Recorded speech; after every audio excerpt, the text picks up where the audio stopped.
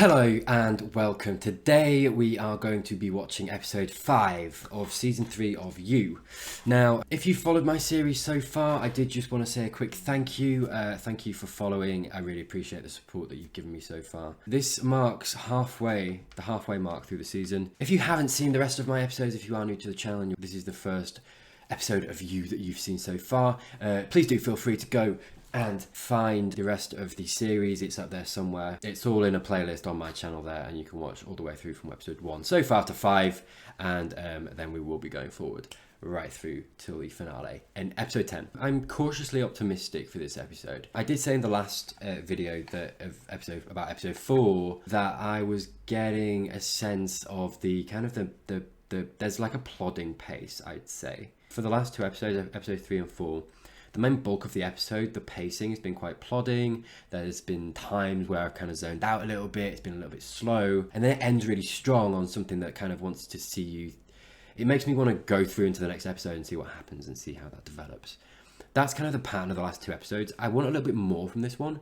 I don't want it to follow that same formula. I did end the last episode optimistic and hopeful and excited to see a bit more of Joe and his kind of usual tropes.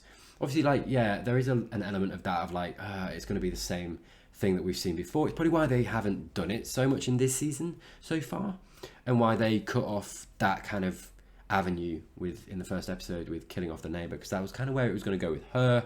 Obviously, that got stalled, it got cut short, the same as her. That was morbid. And yeah, so that's probably why they did it, because, you know, it was to subvert expectations. We've been waiting this long time for this season, and we've been expecting him to do this exact same thing that he usually does, but with the neighbour, and see how that pans out. And obviously, yeah, that thing subverted our expectations and whatever. Cool, they're doing something different. Usually I find myself encouraging that and liking that, and I did for a little bit, but I think last episode, when we got a little bit of a tease for the reintroduction of that element of Joe and his obsessive nature, and getting to see a little bit more of that. I think it's so thematically what You is about, really. Do you know what I mean? Or has been about. And so, yeah, I'm excited for that. I want to see that. I want to see a little bit of that and how that throws a spanner in the works. Especially because Joe and Love are getting on. I want to see how it influences that relationship as well. So yeah, lots to see, lots to get on board with. So yeah, if you are new to the channel, by the way, before we start, I do have an Instagram. I do also have a Twitter there as well. Please do consider going to follow my socials if you are at all interested in this fella right here. Get out my face. Without further ado, let's just go. Let's watch episode 5, which is titled Into the Woods. Is it a musical? We barely fight anymore. Oh wow, is there a time jump? It's been 6 months. Time jump, yeah, there we go. We rarely have anything to talk about with you. Or with each other. Hello. Interesting. So they're maybe drifting a little bit apart, or the relationship's getting stale. Okay, I'm on board with this. Cool. To be the husband and father I want to be. Yeah, I would just love. This is great, but I feel like things are possibly going to start to get a little bit spicy now, which I am absolutely gagging for. Do you have any friends you don't work with? Well, no. Everyone else is an asshole. Why am I Joe? But I should ask. How's your sex life? Why did I know she was going to ask that? I was a second too late, but I was about to say that. Why is she so obsessed with the sex? He's absolutely fucking the library girl. And I worry because Love is going to get wind of that and kill her probably. I wolf you. But I hate that so much. Yeah. Yeah, we should bring that back. No. I love you. No. Why? It's fine. And if it feels like it's not, maybe I'm the problem. Like, no one has to be the problem. This is the thing. You can just not work, and that's fine. Can you tilt your chin forward? Did you really have to make Sherry your best friend? Wow, has she actually?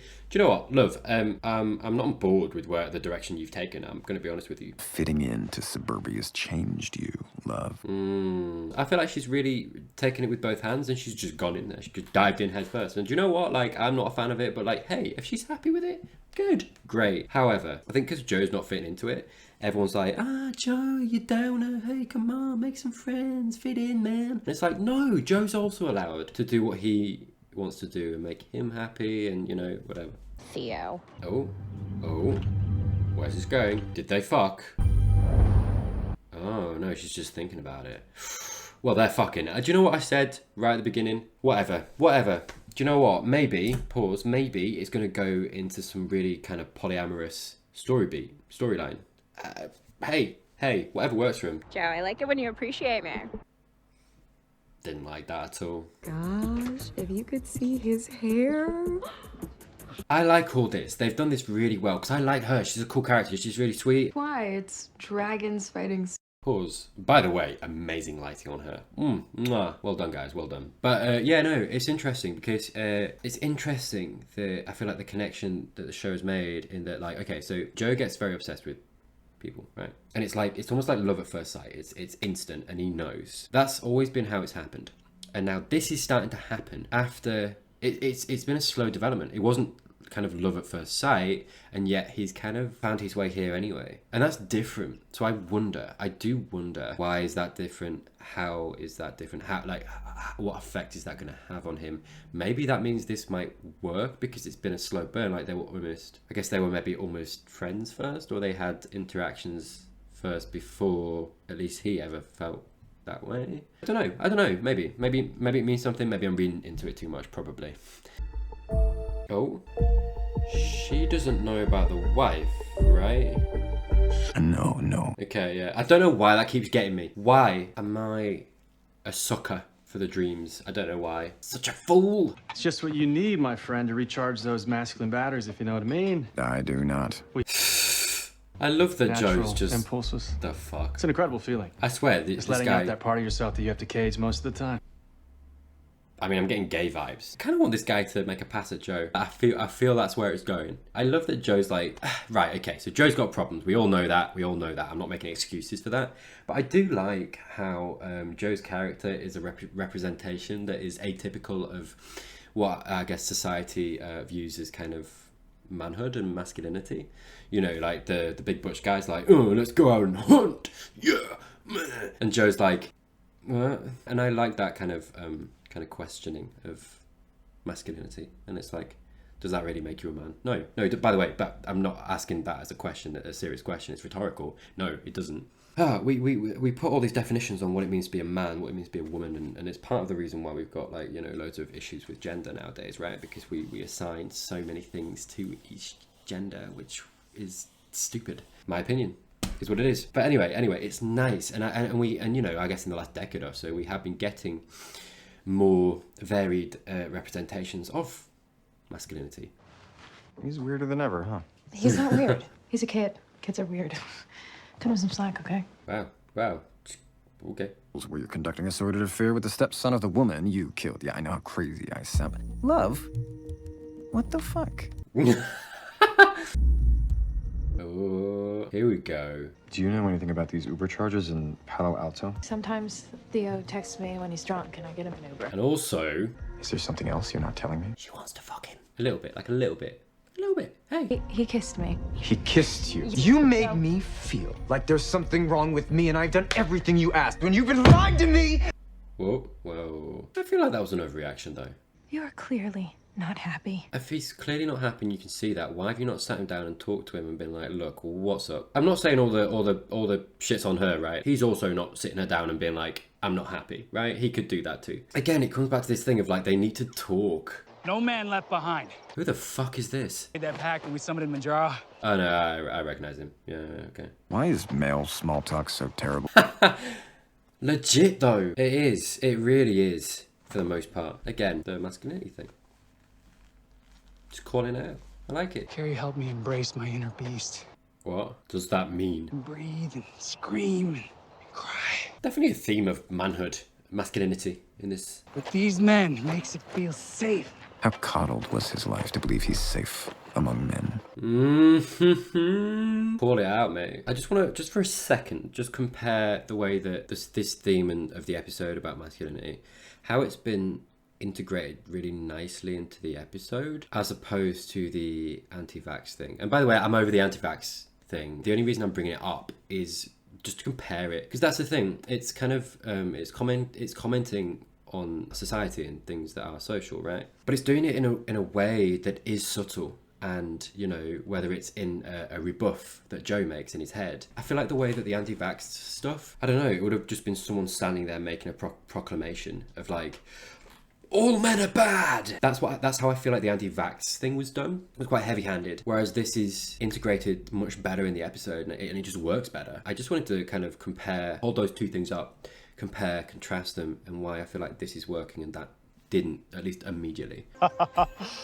Of course, his shirt's off. Rule number 2. Only food we eat is what we kill ourselves. Well, okay. No. Hey, he made those.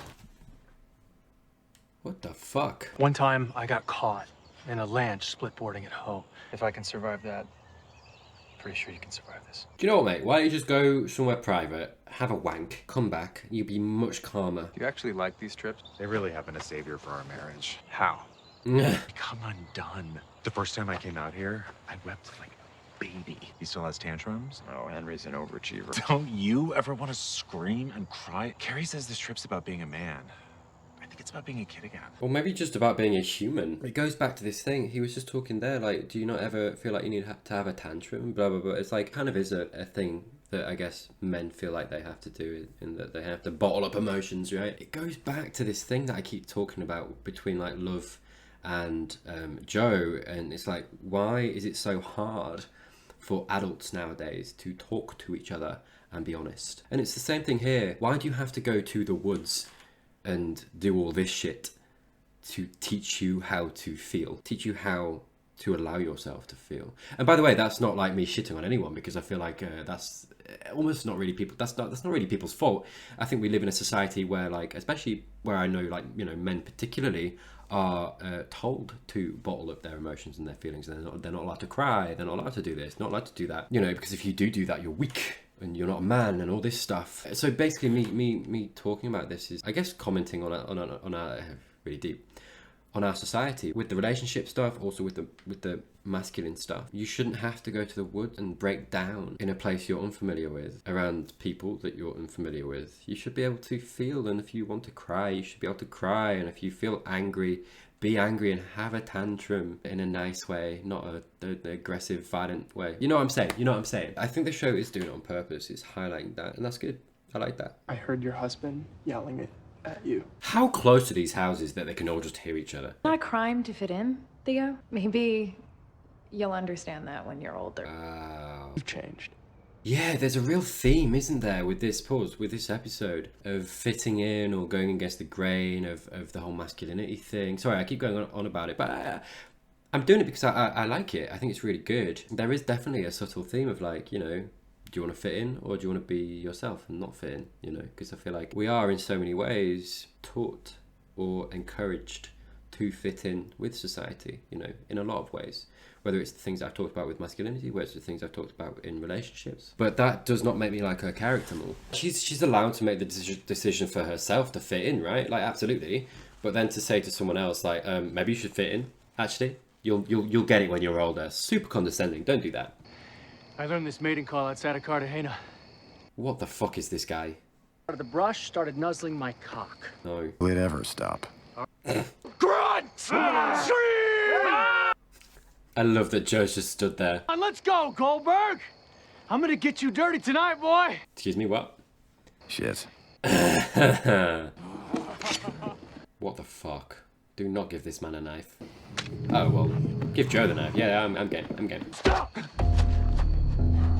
Joe's gonna kill him. Dear Lord. Jesus Christ, does your penis have mounds on it, you fucking pussy? Here we go. What the fuck? What the fuck now? Right? Wait here. I don't think things are gonna work out between me. Why? Take it. No. No. Take the fucking squirrel and kill it, Joe. Oh, are you okay with your life the way that it is? Do you know what? He's gonna kill him. Wow. Yeah, real man there. Real man. Yeah. Dumb as fuck. You got a problem with a fellow hunter. You fight it out. Stab him, Joe. Stab him. Nice. Oh my goodness. He fell. To be fair, he told you to hit him. There we go. What are you doing, Goldberg? Okay. I'm impossible to kill. This episode is so wild. And this fucking guy.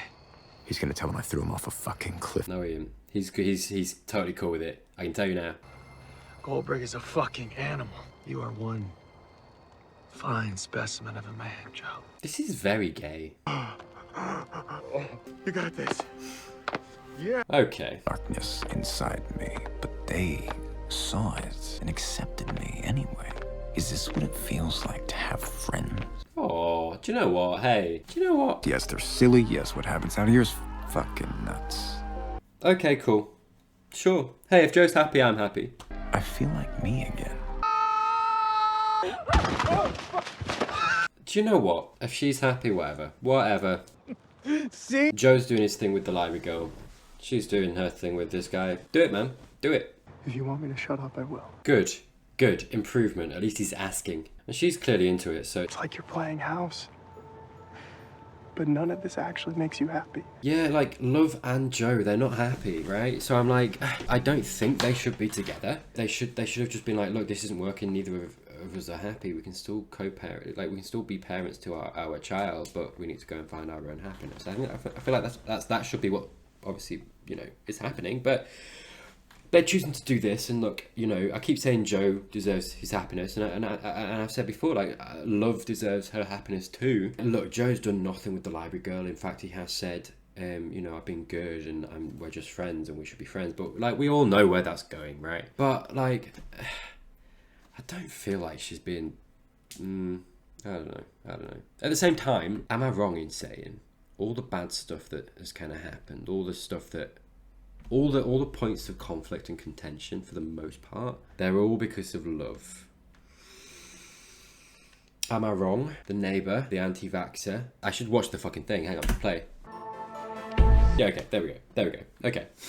So it's like, while I'm like, you should find your happiness, she has acted quite selfishly this whole season. And I'm not saying Joe hasn't been, but a lot of the ways in which... I mean, I'm happy here. Everything's fine. If Joe would just be... Joe. Okay, good, we're digging into it, good. It is also weird that she's choosing to do this with a teenage boy.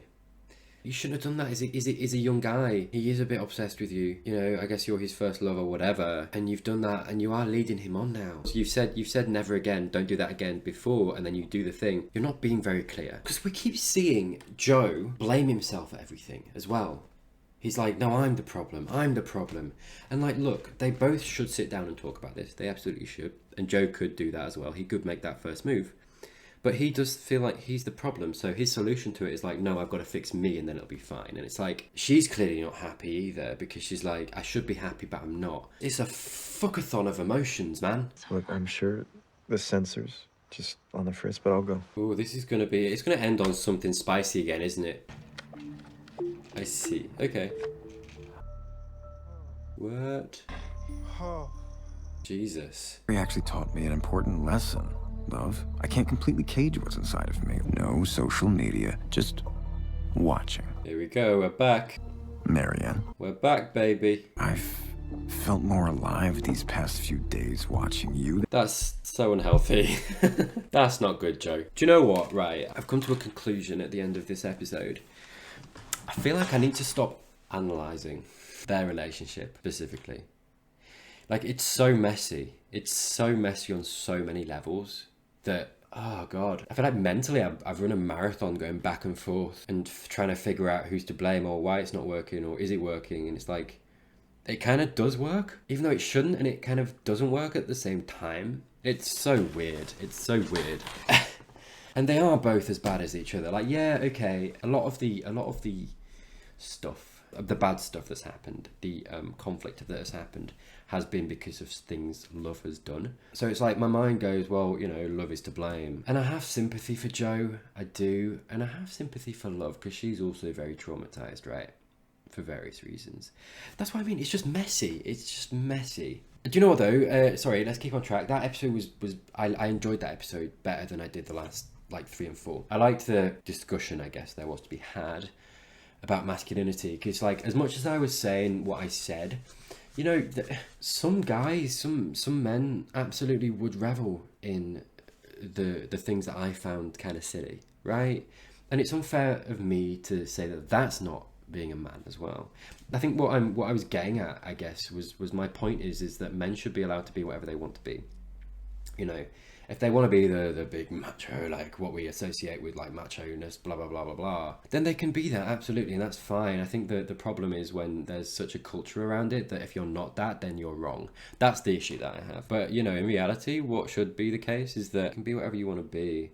And I think that's kind of what the show settled on at the end, because it was like, it has Joe kind of making fun or like pushing against it, and then at the end, he kind of engages with it and sees that, you know, they're not that bad and it's silly, but he got on board with it at the end as well, and there is something to that. The Theo thing, I really think it's teeing up for love killing him. What do I think of the series so far? I could be more engaged. I'll be honest with you, but I'm enjoying it. I think this episode was more consistently good.